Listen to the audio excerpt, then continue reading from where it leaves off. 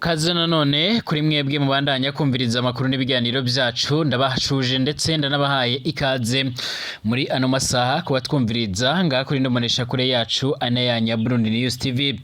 Turi kwa gatanu igenekerezo rya 30/2025 turabahaye ikaze mu makuru ariko aravugwa mu Burundi mu karere k'ibiyaga binini ndetse no hirya no hino mu isi. Twibanda ko yari karavugwa muri politike, umutekano, politike ndetse n'ibindi bigiye bitandukanye. Ikaze kuri mwe mwese dore ingingo nkuru tugiye kugaruka muri kino kiganiro cyacu cy'uno mwanya. Mu Burundi amakuru akomeje kugenda aratugeraho muri uno mwanya aremeza neza yuko ibyashikiye umuyobozi mukuru w'umugambwe cyangwa umunyamabanga mukuru w'umugambwe uri ku butegetsi CNDD-FDD Nyiriteka Reverend Ndikuriyo ari ibintu byamushikiye mu gihe yari karasozera ikiringo ciwe cyo kurongora CNDD-FDD nk'umugambwe uri ku butegetsi. Ibiboneka neza yuko rero leta y'u Burundi binyuze mu bategetsi bakomakomeye cyane nka Variston Ndayishimiye ndetse n'umutambukanyi wiwe baba barapanze uburyo bwiza bwo kugira ngo atazongera guca araramutswa kuronsa ataramutswa kongera kurongora iyi CNDD-FDD nk'uko byoma bigaragara. Hari abasesenguzi n'umwe mu bakurikiranira hafi politike y'u Burundi yemeza ko hari amakuru avuga yuko mu Burundi Variston Ndayishimiye yoba yarabwiwe yuko mu gihe atokwikiza Reverend Ndikuriyo muri iki kiringo ariko arasozera nawe bizomubona bibi cyane mu gihe azaba ariko rero agiye gutangura ikindi kiringo ca kabiri cyo kurongora igihugu c'u Burundi. Ngira ngo murazi neza yuko mu Burundi himirijwe amatora cyane cyane gutangura muri uno mwaka amatora y'abashinga amateka ndetse na nyenguruza amateka akazasozerwa muri 2027 asozewe n'abazitaba amatora ikibanza cy'umukuru w'igihugu. Ibi byose biraboneka neza yuko nk'impamvu yumvikana ituma leta y'u Burundi yarashyize imbaraga cyane cyane mu bikorwa bigendanye no gushaka impinduramatwara, ariko kandi Variston Ndayishimiye nk'umwe mu banazi neza yuko Nyiriteka Reverend Ndikuriyo ari umwe mu bantu bafise nawe gahunda n'ivyumviro byo kuzarongora u Burundi ndetse akabazi neza yuko ashobora kuzomukoraho. Byaratumye abategetsi bamwe na bamwe baramuhereza inama yuko agomba kuraba uko yomwikiza. Iyi ntahe rero y'umwe mu banyagihugu b'abarundi babarizwa i Bruxelles mu gihugu c'Ububirigi arafise abanywanyi benshi muri CNDD-FDD ndetse n'uburongozi bukuru bw'igihugu bw'u Burundi.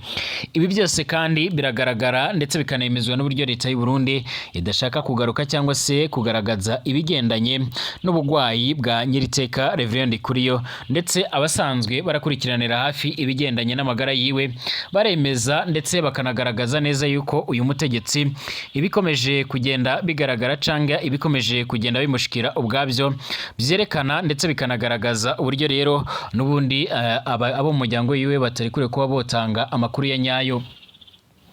Turagaruka kuri bimwe mu byafatiwe canga se bimwe mu byemezo byarafatiwe mu nama zigiye zitandukanye, cyane cyane inama yarabaye hifashishijwe ubuhinga bwa none, inama yahuje abategetsi bo muri East African Community ubwo n'abarongoye ivyo bihugu, ariko kandi Bwana Tshisekedi ntiyitabye ino nama mu gihe yararebwaga cyane n'iyi nama, mu gihe iyi nama yarateranye kumvo z'umutekano ukomeje kuzamba mu buseruko bwa Republika Iharanira Intwaro ya Kongo mu nyuma y'umuhari wa M23 werutse kwigarurira igisagara ca Goma ndetse n'ibindi bigwati bigikikije nk'uko byoma bigaragara. Amakuru yihuta adafise ivumbi akomeza kugenda aradusukira cyangwa akomeza kugenda aradusumira, akaba ashimangira yuko Bwana Tshisekedi hari ingamba yafashe. Turaza kuzibandaho muri kino kiganiro.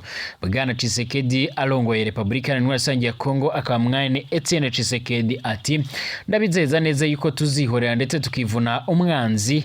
Aha yagarukaga ku bigendanye n'ifatwa ry'igisagara ca Goma n'ibindi bice bimwe na bimwe bigiye bitandukanye, aho yerutse gusaba ababarizwa mu nzego zimwe na zimwe ndetse ranasabye ko rero yaranasabye ko amahera akoreshwa na leta yogabanuka hanyuma bagaterera inkunga igisoda ca Kongo cya FARDC kugira kibanze kwivuna umwanzi. Yaravuze ko agiye guhangana n'abo basoda ba M23 mu gihe ku ruhande rwa M23 nabo batajya umunwa mu kugaragaza ko gahunda yabo ari ari ugukomereza Kinshasa ku murwa mukuru wa Repubulika Iharanira Intwaro Rusange ya Kongo.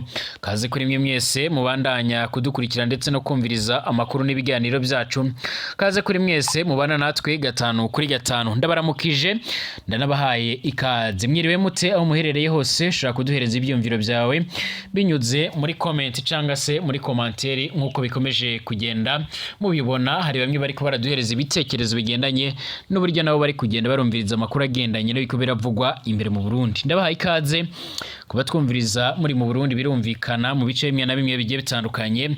Abatwumviriza bari mu gisagara ca Bujumbura ku murwa mukuru ubutunzi ndetse n'abatwumviriza bari Igitega ku murwa mukuru wa politike ndetse no mu bindi bice bimwe na bimwe bigiye bitandukanye. Ndabahaye ikaze muri ano masaha. Kaze kuri mwe mwese mutwumviriza muri mu karere k'iyaga binini mu bice bimwe na bimwe bigiye bitandukanye, ari mu gihugu cy'u Rwanda, abari muri Kenya, Tanzania, Uganda, abari muri Repubulika Iharanira Rusange ya Kongo, Kongo Kinshasa, abari ahitwa Zagoma. Ndatekereza ibintu biriko birifata neza mu nyuma yuko ibintu bikomeje kugenda birasubira ku murongo, aho byamaze kwemezwa neza yuko bamwe mu bari bamaze kugenda barahungira mu Rwanda bakomeje kugenda bagakanwa ku butaka bwa Repubulika Iharanira Intwaro Rusange ya Kongo.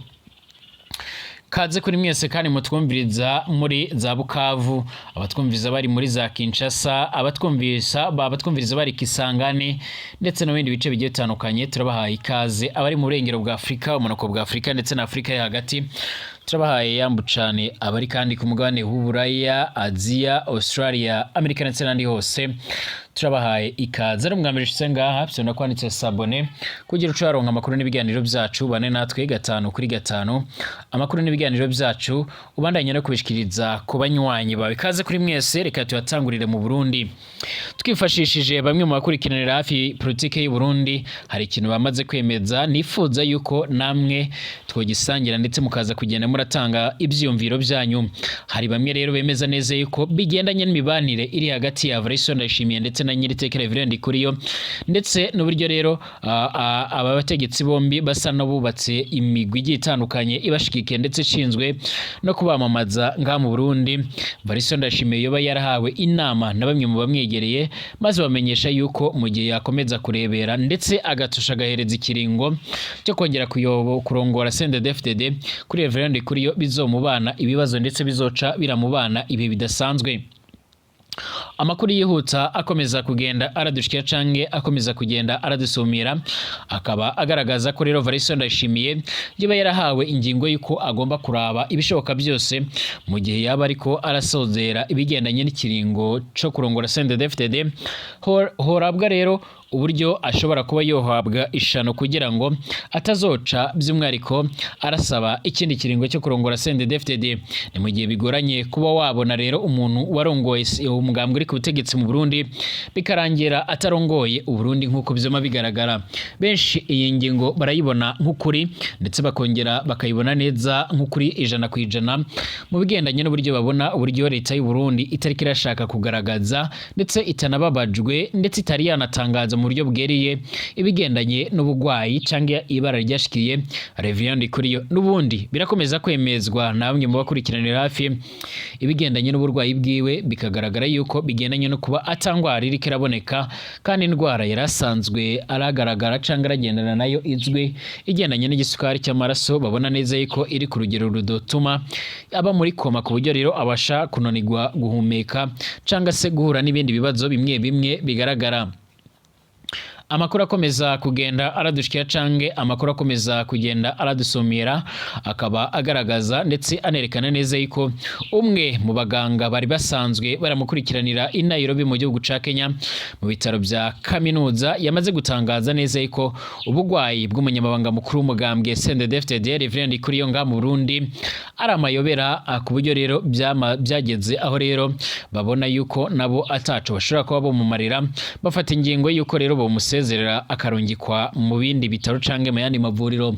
Gushika ubu ngubu rero uyu mutegetsi ari karavurirwa muri leta zunze ubumwe za Abarabu i Dubai nk'uko bigaragara, ariko nanone turacyakomeza kwibaza tunasaba leta y'u Burundi ko yogira ikivuga kubigendanye no kuba rero byari byarapanzwe ko agomba kuzorongekwa mu gihugu c'u Burusiya cyangwa muri Russia ndetse bikaza kurangira bitabaye, ndetse hari harafashwe n'ingingo yuko ashobora kurungikwa ku bihugu byo ku mugabane wa Aziya. None kuki yazanywe mu bihugu by'Abarabu? Ibi byose ni bimwe rero mu bigaragaza neza ko ari ibyapanzwe n'abategetsi bamwe mu Burundi kugira ngo azosozera ikiringo ciwe cyo kurongora CNDD-FDD, ndetse afite n'iyindi migambi nkuko ndetse atabasha no kuba yogira ikindi kintu arenzaho nkuko amakuru yoma aradushikira canke nkuko amakuru akomeza kugenda aradusomira. Kugeza ubu ngubu bivugwa ko abaganga b'inzobere mu gihugu ngaha i Dubai nkuko bikomeza kugenda bigaragara aribo bakomeje kugenda baramwitaho baramukurikirana. Icyakora ntibaratworohera ko twobasha kuba twogira ubwo buryo tumenyamo rero aho yoba agwariye. Icyakora twararonse amafoto ndetse n'amasanamu amwe namwe nyine y'amafoto yerekana uburyo rero yarakiriwe n'inzobere z'abaganga b'uruhu rwera. Biboneka yuko rero buba bashaka nabo bifuza kuba bovura kino gihangange kikagaruka muri politike y'u Burundi. Icyakora mu kugaruka kwiye muri politike y'u Burundi biraboneka yuko umuriro uzaka mu gihe n'imbonera kure ziriko zitarumva neza ibiriko birashikira uyu mutegetsi nkuko amakuru yama aradushikira canke nkuko amakuru akomeza kugenda aradusumira. Amakuru yihuta kandi akomeza kugenda aratugeraho, akaba akomeza kugenda agaragaza ndetse anerekana neza yuko uburyo mu Burundi ibintu bihagaze, hari situation itifashe neza nkuko amakuru yama aradushikira canke akomeza kugenda aratugeraho. Tugaruke kandi kubikomeje kugenda biravugwa cyane cyane n'ubundi kubigendanye n'ibara rikomeje kugenda riraba. Amakuru akomeza kugenda aradusumira muri uno mwanya, akaba agaragaza ndetse aranerekana neza rero uburyo ibintu bikomeje kugenda biramera nga muri kino gihugu cacu ciza c'u Burundi. Usibye ibikomeje kugenda biragaragara mu Burundi, hari inama yarabaye kuwa gatatu. Inama yarabaye hifashishijwe ubuyinga bwa none, yaritabiriwe n'umukuru w'igihugu cyacu ciza c'u Burundi mu bigendanye n'ikoranabuhanga. Nyine niko iyo nama yifashishijwe, hari byinshi byafatiwemo imyanzuro nkuko bigaragara. Inama igera ya 24 y'abakuru b'ibihugu bya East African Community irasaba yuko intambara zihagarara muri Repubulika Iharanira Intwaro Rusange ya Congo. Iyo nama yarahuje ku buhinga bwa none kuri ya 29/0/2025 abakuru b'ibihugu bya Kenya, Burundi, Rwanda, Uganda, Tanzania, Somalia ndetse na Sudani y'Epfo nkuko biboneka mu itangazo risozera iyo nama idasanzwe. Abo bakuru b'ibihugu barababazwa n'ubuzima bw'abantu bariko baratakarira canke baratakarira mu buseruko bwa Congo, na cane abana n'abakenyezi baranatewe umutima rero uhagaze nkuko bikomeza kugenda bigaragara canke nkuko amakuru akomeza kugenda aradusumira, nkuko amakuru akomeza kugenda aradushikira bigendanye n'uburyo ibintu bikomeza kugenda bigaragara. Abivuga ko ibintu bikomeje kugenda bigaragara cyane n'abari mu myerekano ikinshasa nabo barakomeje kugenda baratera inyubakwa z'ubuserukizi bw'ibihugu. Aha abo rero abo ngabo bakuruta b'ibihugu barahamagarira leta, abo bakuru b'ibihugu barahamagarira leta ya RDC gukingira abaserukizi b'ibihugu byabo, ndetse bakanasaba yuko iyo myerekano yohagarara ndetse hagafatwa n'ingingo zimwe zibereye. Harafashwe kandi n'ingingo ziremereye cyane zigendanye no kuba leta ya Congo yofata ingingo yo kumvikana ndetse no kuganira n'umare wa MTC. Abo barongoye rero ibihugu by'akarere ka Afrika y'ubuseruko basaba leta ya RDC ko ya Congo guca mu nzira y'amahoro rero kugira ngo intambara zihagarare, igashiraho rero imigwi igwana harimo rero umuhari wa MTC, bagaca baraganira. Abo bakuru b'ibihugu kandi barahamagarira impande zose bazisaba agahengwe atagisabwe kugira ngo habe rero ibikorwa by'ubutabazi ku banyagihugu bariko barakogwa ko nizo ntureka. Bagiriye ko rero bemeranya ko rero bagiye gukorana inama na bagenzi babo b'ibihugu by'akarere ka SADC. Umukuru w'igihugu ca RDC ntiyitabye ino nama. ico bikoze mu ijambo ry'umwihezo yaranashikiriza abanyagihugu mwijoro ryo kuri wa gatatu igenekerezo rya 29/02/2025 yaramenyesheje ko RDC n'ubundi izorengana icyo gihuhusi agira ko rero atangaza ko hagiye kuba ibitero by'ingufu byo gusubiza umara wa M23 nk'igisirikare cy'u Rwanda.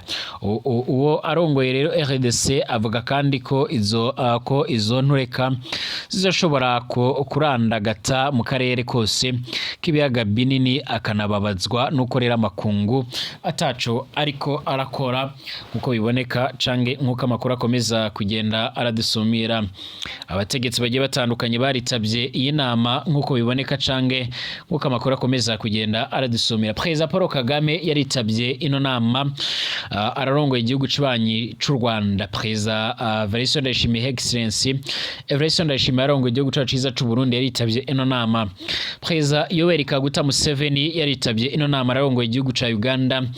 Excellency Dr. Madame Samia Suluhu Hassan arongoye igihugu ca Tanzania yaritabye ino nama. President Salva Kiir yaritabye ino nama. Dr.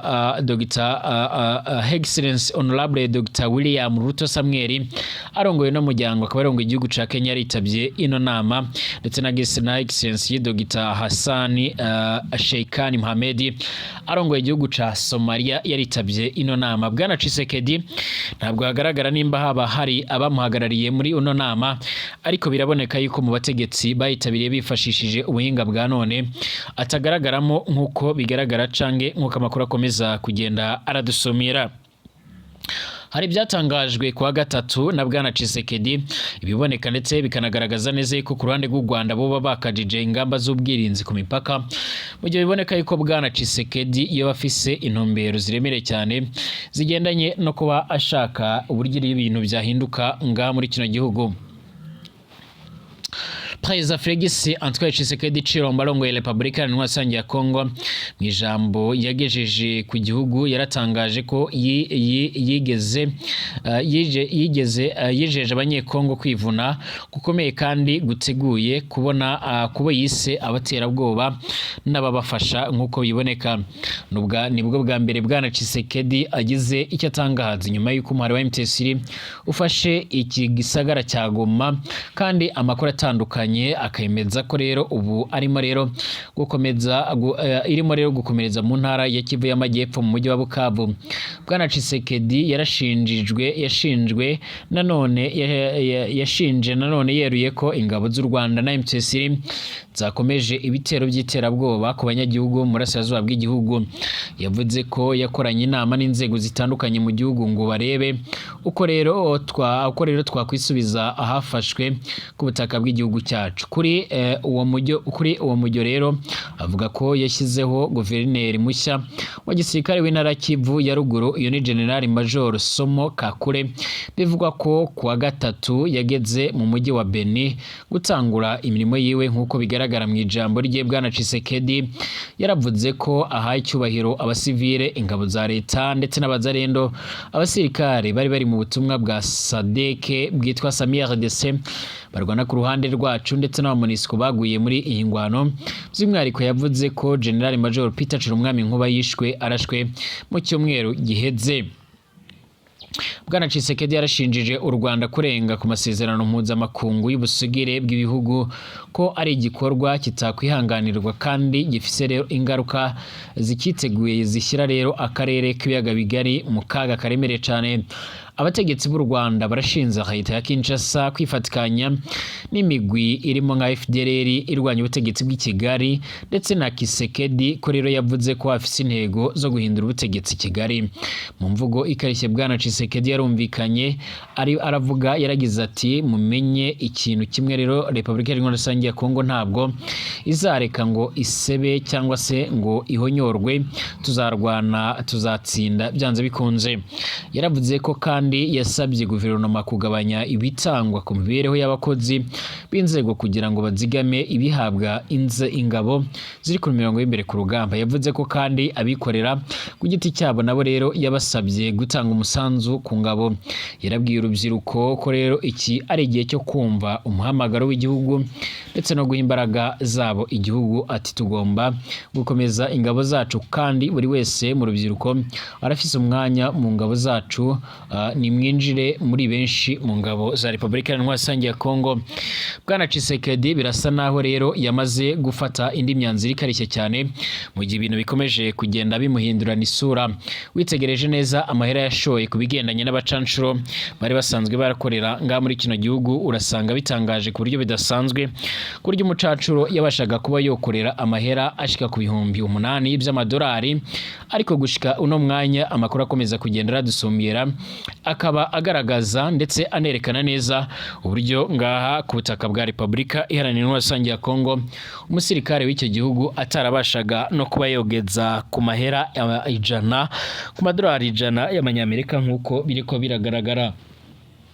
Bwana Tshisekedi yarokejwe igitutu ku buryo budasanzwe, ariko kandi kugeza ubu ibihugu birimo iby'amahanga nabyo birakomeza kugenda bigaragaza ndetse binifuza yuko intambara izohagarara muri kino gihugu nk'uko amakuru akomeza kugenda aradusumira cyangwa nk'uko bikomeje kugenda bigaragara. Tukiri mu bice bimwe na bimwe hano mu buseruko bwa Repubulika Iharanira Rusange ya Kongo, Minisitiri w'Ububanyi n'Amahanga n'Ubutwererane wa Afurika y'Epfo Ronald Lamola yaratangaje ko mu ntambara ingabo z'igihugu cye rero zirwana na M23 mu burasirazuba bwa Repubulika Iharanira Rusange ya Kongo bakorana n'ingabo za leta n'imitwe yitwaje intwaro ihari kugira ngo intego yabajyanye ibashe kugerwaho. Yabitangarije mu kiganiro Face the National cya SABC kuri ya 30/02/2025 cyagarukaga ku mwuka mubi rero wongeye kubyuka hagati y'u Rwanda ndetse na Afurika y'Epfo kubera imvugo za Perezida Cyril Ramaphosa wise ingabo z'u Rwanda inyeshyamba. Lamola yaravuze ko Rwanda Defense Force RDF ari ingabo z'u Rwanda, bityo atazi impamvu umukuru w'igihugu cye yazise inyeshyamba. Yahamije ko rero ingabo za Afurika y'Epfo zatumiwe na Repubulika Iharanira Rusange ya Kongo zijya mu bikorwa byo kugarura amahoro, nyamara zagezeyo rero zijya ku rugamba rwo guhangana na M23, umutwe w'abene igihugu barwanira uburenganzira bwabo bimwe na leta ya RDC nk'uko bigaragara. U Rwanda rushinza SADF gukorana n'umuhari w'iterabwoba wa FDLR ufise umugambi wo guhirika ubutegetsi bwa Kigali, ndetse no mu minsi mike iheze ihuriro ririmo rero izo mpande zombi ryarashe mu mujyi wa Rubavu harapfa abantu 9, abandi barenga 30 baca barakomereka. Minisitiri Lamola abajijwe niba koko ku rugamba abasirikare ba Afurika y'Epfo bazwi nka SADF barwana hamwe rero n'abarwanyi ba FDLR, yirinze kubyemeza, ariko kandi ahamya ko bitewe n'amayeri y'urugamba barimo rero barakorana na buri mutwe uhari kugira ngo bagere ku ntego yabajyanyeyo. Ati bitewe n'ibiri kuba rero ku mirongo y'imbere ku rugamba ndetse nanone bitewe n'amayeri y'urugamba, hari igihe usanga ugomba gukorana n'impande nyinshi ziri ku rugamba kugira ngo ibikorwa byawe bishobore kugenda neza cyane. Ibyo nibyo rero byagiye biba mu bihe byashize ndetse bikomeza kuba no mu bihe bitandukanye. Ingabo za Afurika y'Epfo zagiye mu burasirazuba bwa Repubulika Iharanira Rusange ya Kongo mu butumwa bwa SADC nyuma y'uko rero Bwana Tshisekedi yirukanye izari zihari z'umuryango wa Afurika y'Uburasirazuba kuko zari zanze kwifatanya na FARDC ndetse na FDLR ku mirongo y'imbere ku rugamba rwo kurwanya M23. Afurika y'Epfo ku ruhande rumwe rero ivuga ko ikibazo cy'intambara mu burasirazuba bwa RDC kizakemurwa burundu n'ibiganiro byaba hagati rero impande zose, harimo RDC igomba kuganira na M23. Ku rundi ruhande iki gihugu gikomeza gitsimbarara ku kugumisha ingabo zacyo mu karere ndetse no kurwanya umuhari wa M23. Minisitiri w'Ububanyi n'Amahanga n'Ubutwererane w'u Rwanda Olivier Nduhungirehe yarabwiye Sabis ko rero nubwo rero ibihugu byombi bidahana imbibi ariko kandi ingabo za Afurika y'Epfo zifatanya na FDLR mu kugaba ibitero ku Rwanda ndetse ko narwo rwiteguye guhangana nazo nkuko bikomeje kugenda bigaragara. Hari amakuru akomeza kugenda aradushikira avuga yuko ingabo za Kongo zaziteguye kugaba ibitero ku buryo bukomeye cyane hano ku butaka bw'u Rwanda. Ibyatumye hari amakuru avuga ko ingabo z'u Rwanda zaba ziriko ziritegura ndetse zakoze defense ikomeye cyane mu rwego rwo kugira ngo zibashe guhangana n'icyo ari cyo cyose gishobora kuba cyohungabanya umutekano w'igihugu cy'u Rwanda. Bashimire, tugaruke mu kanya.